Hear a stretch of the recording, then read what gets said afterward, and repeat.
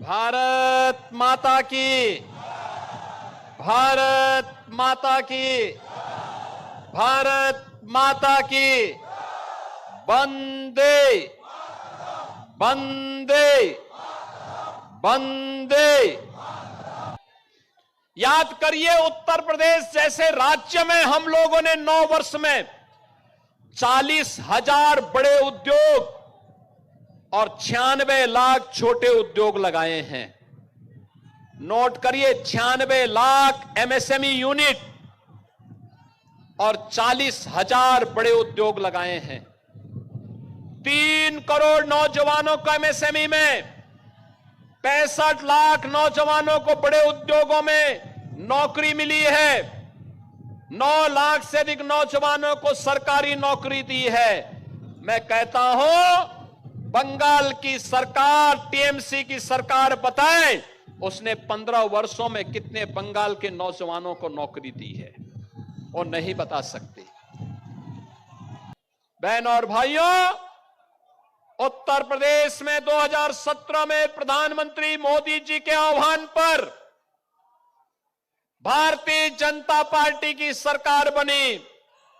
आज उत्तर प्रदेश में न कर्फ्यू है न दंगा है, आज उत्तर प्रदेश में सब चंगा है।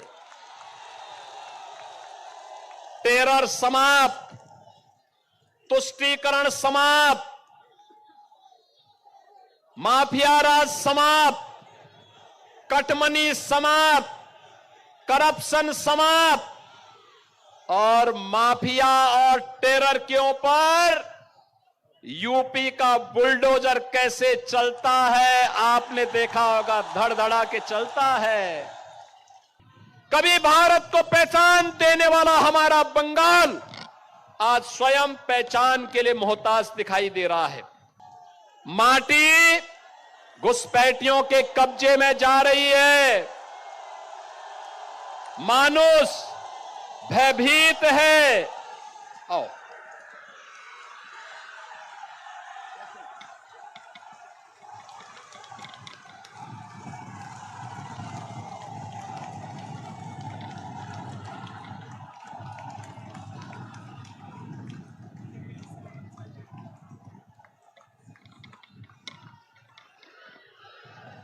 हमारे बंगाल के लोकप्रिय नेता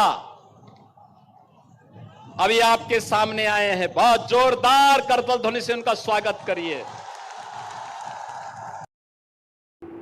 তো আপনারা বন্ধুরা, আপনারা কেমন আছেন অবশ্যই কমেন্টে জানাতে পারেন। তো সকলকে স্বাগত বিষ্ণু বিশ্বাসের ছোট্ট ইউটিউব চ্যানেলে। তো আপনারা দেখতে পাচ্ছেন কালকে কাঁথিতে এসেছিলেন যোগীজি। তার আগে আপনারা দেখতে পাচ্ছেন যে বুলডোজার দেখা যাচ্ছে, বুলডোজার সাজিয়েছে এবং গান চলছে, আপনারা শুনেছেন। তো লোকে লোকে লোকারণ্য হয়ে গেছে কালকে কার্যত কাঁথি। এবং যেটা দিয়ে তিনি শুরু করলেন, যে বুলডোজারের কথা বললেন, আমরা জানি, সকলেই জানি যে তিনি হচ্ছেন বুলডোজার বাবা উত্তরপ্রদেশে। এবং এই বুলডোজার চালানোর জন্য সেখানে সমাজ বিরোধী যে সমস্ত লোক আছে তাদের সংখ্যা নাই, তাদের সংখ্যা অনেক কমে গেছে বা কমেই গেছে কার্যত। সমাজ বিরোধী বলুন, বদমাশ বলুন, শয়তান বলুন, তাদেরকে দেখা যায় না। কিছু হলেই কিন্তু তিনি বুলডোজার চালিয়ে দেন, কোনো কথা হবে না, বুলডোজার চালিয়ে দেন। এবং এই বুলডোজার চালানো নিয়ে অনেক সময় কেসও হয়, অনেকে অনেক কথা বলে। এবং আমাদের রাজ্যের লোকে যিনি সরকারে আছেন তিনিও কথা বলেন যে কেন বুলডোজার চালানো হয়, মাঝে মাঝে বলেন, দেখবেন মাননীয় মুখ্যমন্ত্রী মমতা বন্দ্যোপাধ্যায়। এই যে আজকে দেখুন আরজি করের যে ঘটনা, তারপরে কসবা ল কলেজের যে ঘটনা, এই ঘটনাগুলো যদি ইনার রাজ্যে ঘটতো, এতদিন কজন করেছে, কারা দোষী সব বের করে তাদের বাড়িঘর ভাঙা হয়ে যেত, তাদেরকে ইনকাউন্টার বন্ধ করে দেওয়া হতো। যোগী রাজ্যে এটা করা হতো। মানে কতটা সুরক্ষা ওই রাজ্যে। আপনারা বলতেই পারেন যে অন্য ভিন রাজ্য থেকে এসে বাংলায় বেশি কথা বলছেন, বলতেই পারেন, যারা ওই চটিটা চাটছেন তারা বলতেই পারেন। কিন্তু ইনি যে কথাগুলো বলছেন একটাও কিন্তু ফেরার কথা নয়। 40,000 বড় উদ্যোগ উত্তরপ্রদেশে কিন্তু হয়েছে এবং 96 লক্ষ এমএসসি বা এমএস ছোটো ছোটো কোম্পানি, ক্ষুদ্র ক্ষুদ্র কোম্পানি কিন্তু বসেছে এই 9 বছরে।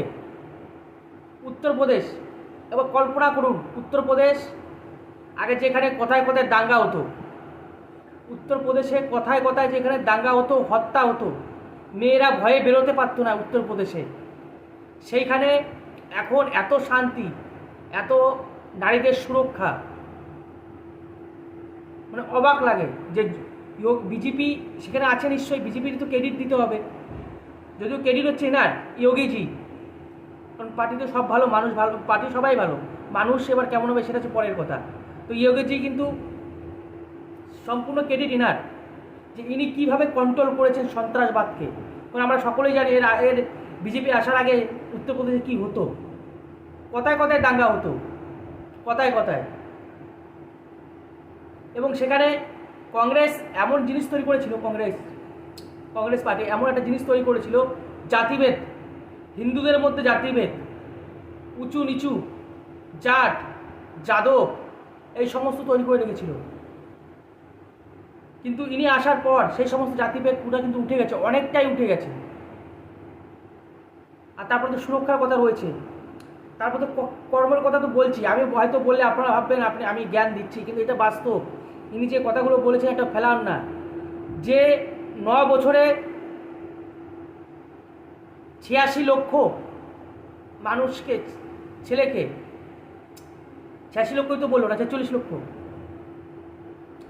46 লক্ষ, সরি 46 লক্ষ, 46 লক্ষ ছেলেকে কাজ দিয়েছে এবং 3 লক্ষ ছেলেকে ছোট শিল্পে কাজ দিয়েছে।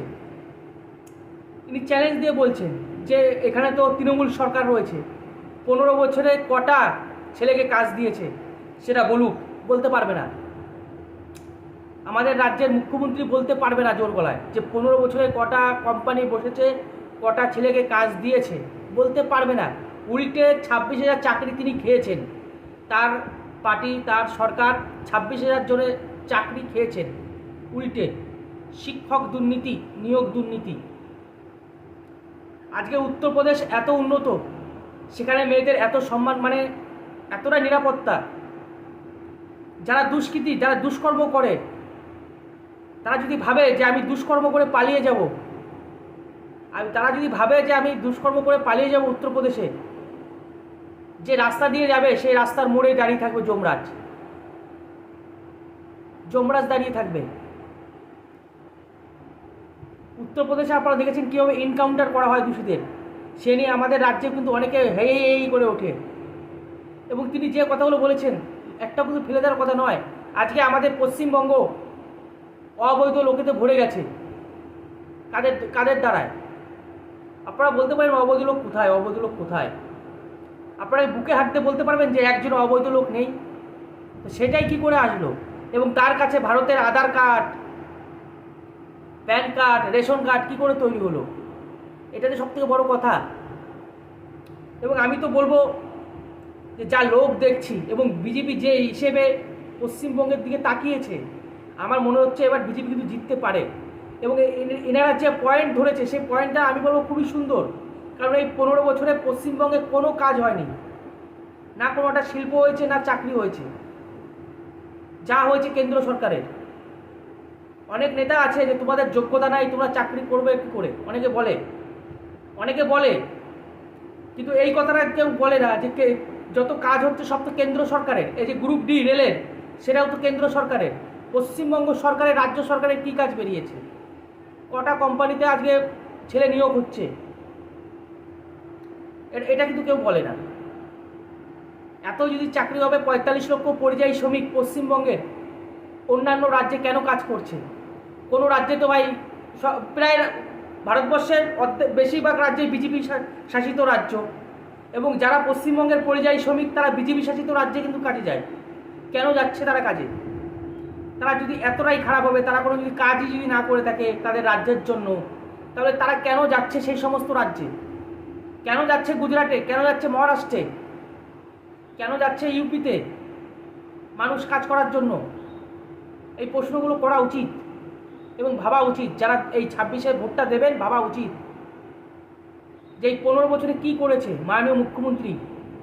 লক্ষ্মী ভাণ্ডার আর বেকার ভাতা ছাড়া দিয়ে, শুনুন একটা কথা বলি, লক্ষ্মী ভাণ্ডার আপনি নেবেন, আপনার যে লক্ষ্মীর ভার আছে সেখানে ভরবেন, ভালো কথা, কিন্তু আপনার ছেলের জন্য আপনি লক্ষ্মী খুঁজে পাবেন না। কারণ কি? কারণ আপনার ছেলে কিন্তু কাজ করছে না, আপনার ছেলে কিন্তু কাজ পাচ্ছে না পশ্চিমবঙ্গে, তাই লক্ষ্মীও খুঁজে পাবেন না। কিন্তু শুধু ওই লক্ষ্মীর ভাণ্ডারটাই পাবেন। আপনার ঘরে যে লক্ষ্মী আসবে সেই লক্ষ্মীকে পাবেন না। আপনার ছেলে তো বেকার থাকবে, 1500 টাকা ভাতা পাবে, সেটা কি পরের মেয়ে আপনাদের ছেলেকে দেবে? সেটা মাথায় রাখবেন। আমি তো বলবো, এই যে যা লোক দেখছি, আপনারা অবশ্যই কমেন্টে জানান যে বাংলা একদিন